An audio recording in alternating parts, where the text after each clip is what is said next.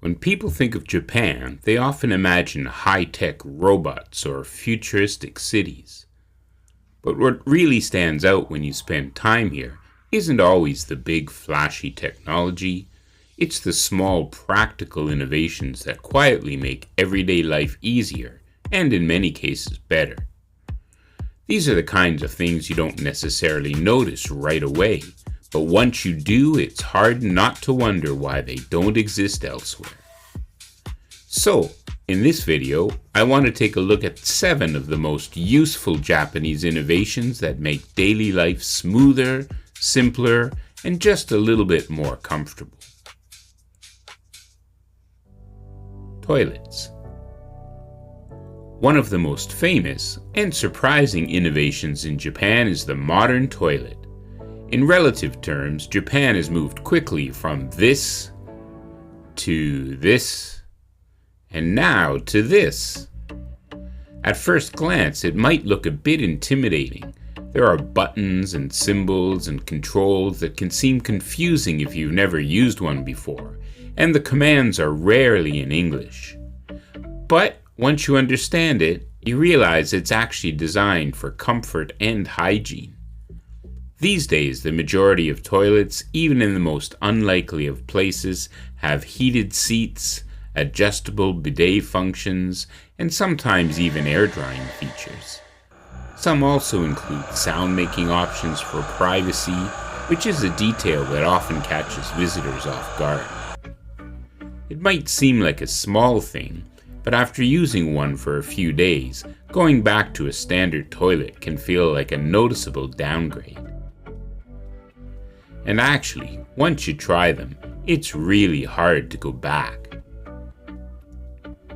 IC transport cards. Getting around in Japan is made much easier by IC cards like Suica and Passmo. Instead of buying individual tickets every time you travel, and believe me, in the old days, if you didn't understand Japanese, trying to calculate what ticket to buy was truly an ordeal. You simply tap your card at the gate and go. What makes this especially convenient is how widely these cards are accepted. You can use them not just for trains, but also for buses, vending machines, and even in many shops. Recharging them is very easy, and most recharging machines have optional instructions in English. When you first arrive, public transportation in Japan can seem pretty complicated. But once you start using an IC card, the whole system becomes much more straightforward and relatively easy. It's one of those small conveniences that makes a big difference, especially when you're navigating a new country. Luggage forwarding services. If you've ever traveled with heavy luggage, you know how tiring it can be to carry it through stations, onto trains, and across cities. Even the famous Shinkansen or bullet train now has restrictions for large luggage. Japan has a simple solution for this: luggage forwarding services, often called takyubin. Instead of carrying your suitcase with you, you can send it ahead to your next hotel or destination. It's surprisingly fast, reliable, and reasonably priced. And the best thing is, most hotel staff will either do it for you, if you ask nicely, or will walk you through the process. The first time you use it, it almost feels too easy. You drop off your luggage, travel light, and then it's waiting for you when you arrive. After experiencing this, dragging a large suitcase through crowded stations starts to feel completely unnecessary. Ticket machines with touch interfaces.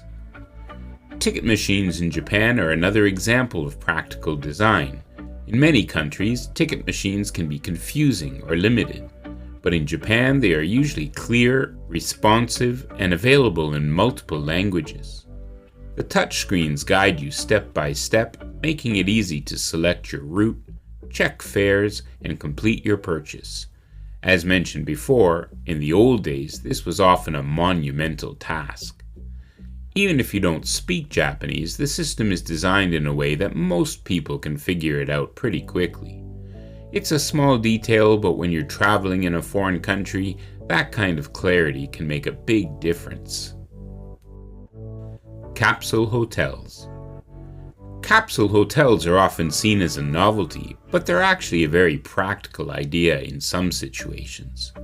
Instead of traditional hotel rooms, guests can stay in compact sleeping pods that provide just enough space to rest comfortably. Many now have a bit more space than the capsule hotels of earlier years, making them an even more viable option for larger people or those whose backs might not appreciate a cramped sleeping environment. At first, the idea might sound unusual, but when you consider the needs of travelers or commuters who just need a place to sleep for the night, it starts to make a lot of sense. Capsule hotels are typically clean, efficient, conveniently located, and much more affordable than standard hotels. They're a good example of how Japan approaches space, making the most of limited room without sacrificing functionality. Multifunctional home appliances. In Japan, many home appliances are designed to do more than one job. For example, it's common to find washing machines that also function as dryers, saving both space and time. Sometimes you can even find them in hotel rooms, which is a lifesaver for long-distance travelers. Rice cookers are another good example. They're not just for cooking rice anymore. They often include settings for different types of grains, porridge, and even baking.